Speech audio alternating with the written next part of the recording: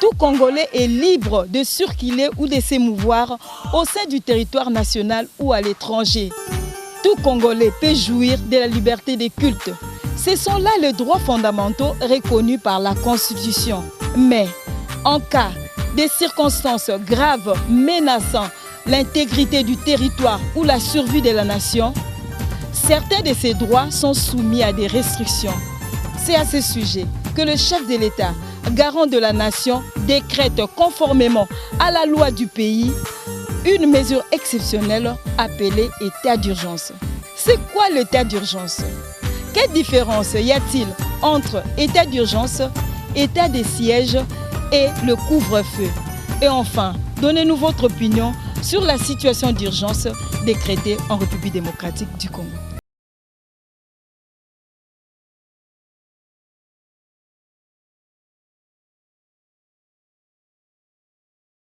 C'est une mesure exceptionnelle que peut prendre le chef de l'État dans les cas où la survie de la nation est mise en danger.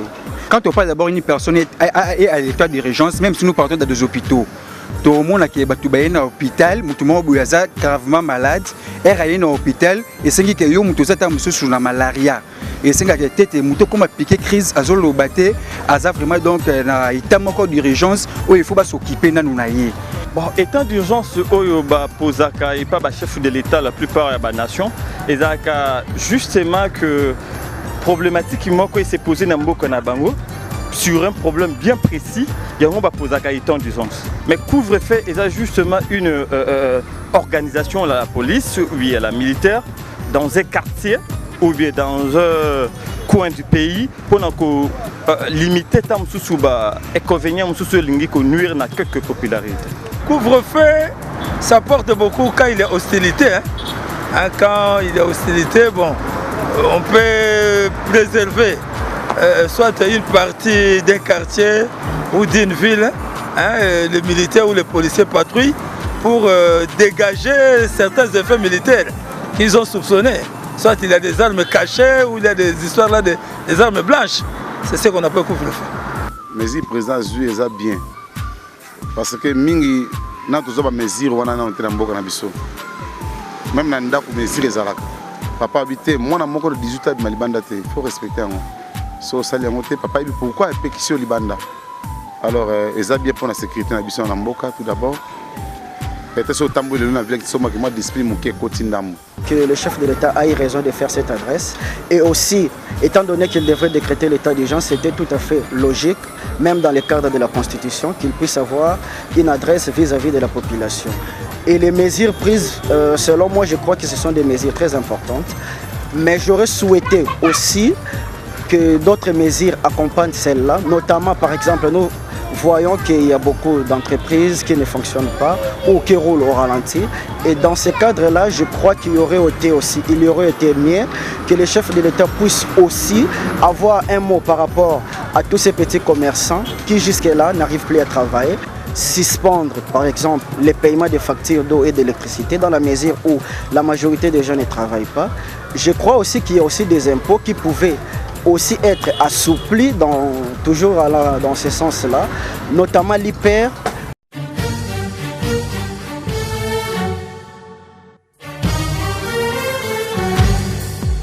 C'est quoi l'état d'urgence? Quelle différence y a-t-il entre état d'urgence, état de siège et le couvre-feu? Quels sont les préalables pour que le chef de l'État décrète l'état d'urgence? Quel rôle joue la police dans une situation d'urgence? L'expert répond.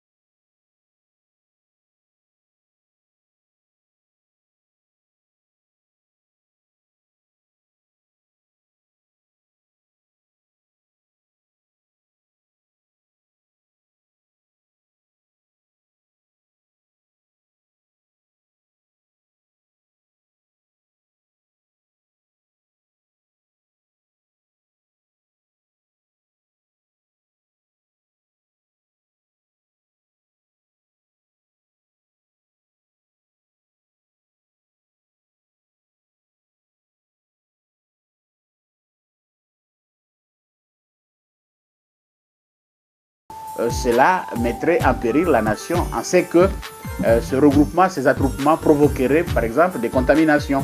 Lorsque vous lisez la disposition de l'article 85, même les articles 144 et 146, 144 et 145, vous allez vous rendre compte que chaque fois qu'on parle de l'état d'urgence, le constituant a toujours parlé de l'état d'urgence ou de siège. L'état de siège répond aux mêmes critères. L'état de siège répond aux mêmes conditions que l'état d'urgence. Sauf que dans la pratique de l'état de siège, le pouvoir civil est confié aux militaires. Lorsque nous devons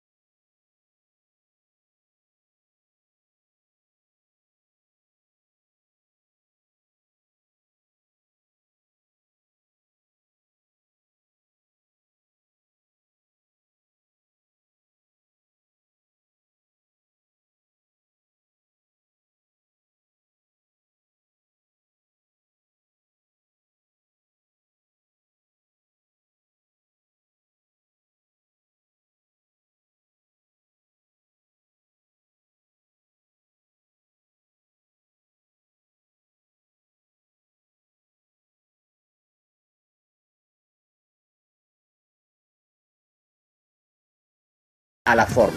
La validité de l'état d'urgence, c'est que c'est la Constitution elle-même qui fixe cette validité. Il faut lire ça à l'article 144 de la Constitution. C'est que l'état d'urgence ou l'état de siège, s'il s'agissait de siège, peut être proclamé par le président de la République sur toute l'étendue du territoire ou sur la moitié du territoire, et ça pour une durée de 30 jours. Donc le délai est de 30 jours. Le même article 144 précise que l'ordonnance du chef de l'État, après autorisation du Conseil des ministres, peut autoriser la prorogation du délai de 30 jours, mais pas pour 30 jours, mais pour une période de 15 jours successifs. L'état d'urgence ne commence pas par le discours, mais l'état d'urgence commence par l'ordonnance. Et dès que cette ordonnance est prise par le chef de l'État, la validité de cette ordonnance c'est 30 jours. Et si la nécessité l'exige, un réexamen de prorogation est effectué par le Conseil des ministres qui autorise une prorogation pour 15 jours successifs, c'est-à-dire 15 jours après, mais la Constitution n'a pas prévu si les 15 jours doivent être 2 fois, 1 fois ou combien de fois. Au moins, on a parlé de 15 jours successifs. Lorsque l'exercice de certains droits fondamentaux sont suspendus du fait de l'état d'urgence, le président de la République est obligé, avec l'aide du gouvernement et des services de sécurité, de veiller à ce que la population ou que les citoyens ne violent pas les règles qui ont suivi l'état d'urgence. Et lorsqu'il y a une indiscipline, lorsqu'il y a une désobéissance, lorsqu'il y a une rébellion dans les chefs de la population, dans les chefs de certains citoyens, à ce moment-là, étant dans l'état d'urgence, la police doit intervenir. Et en intervenant, la police peut violer des droits fondamentaux reconnus, mais cette violation devient parfois tolérée du fait que l'exercice de ces droits-là est suspendu.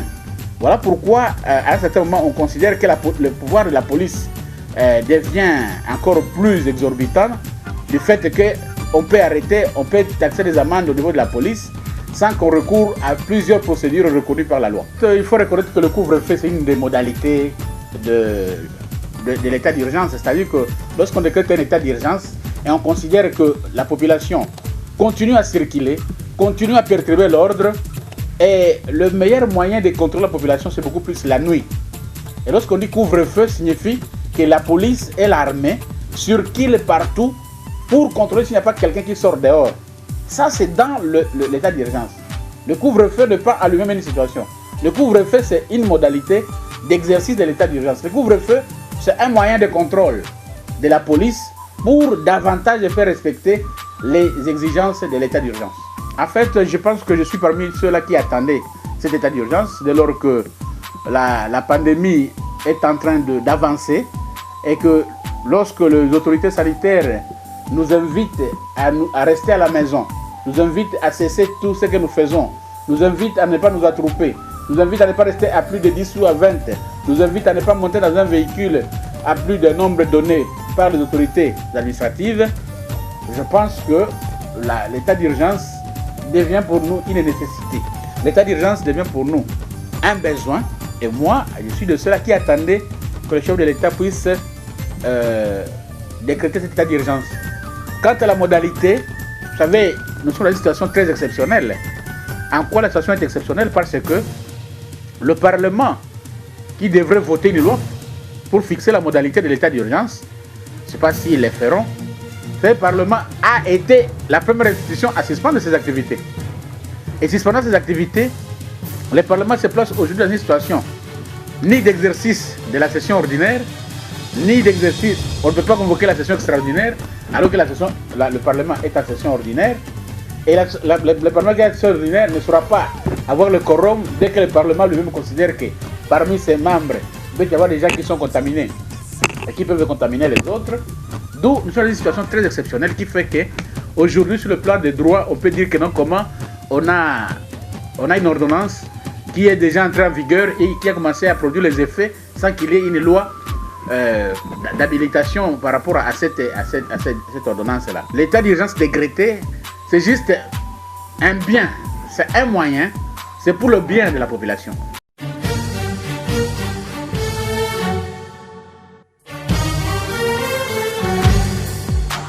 L'état d'urgence n'est pas un état dans un état, mais une situation d'urgence pour protéger la nation face à un danger réel. C'est le chef de l'État qui décrète l'état d'urgence, une mesure exceptionnelle d'une validité de 30 jours et qui peut être prolongée après concertation avec les institutions du pays. La police joue un rôle très important dans l'état d'urgence car il est le gardien et même l'exécutant de toutes les mesures prises par le chef de l'État. Merci de nous avoir suivis et à la prochaine.